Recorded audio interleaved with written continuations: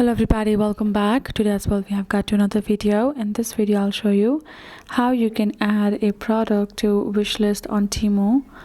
But before that, please do make sure to like the video, subscribe our channel, and yes, without any further delay, let's start. So for that, simply go ahead, access your Temu application, and once you have done that, you will find this kind of interface. I have already searched my item. Once I have got my item, I'm going to go ahead, tap on it.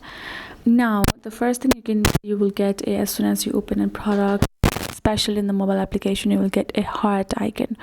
Once you tap on the heart icon, that's simply your wish list. That will create your wish list. Now if you're on the website, you just need to go ahead and go to the add to cart section. Once you have gotten that, you will be able to go ahead, tap on add to cart, and that way you will be able to add this product to your cart, and you can find your order right over there. Now if you go to orders, you should be able to go to your orders, and where you will be able to find your wish list on your mobile application, and that's just how it works, and that is it.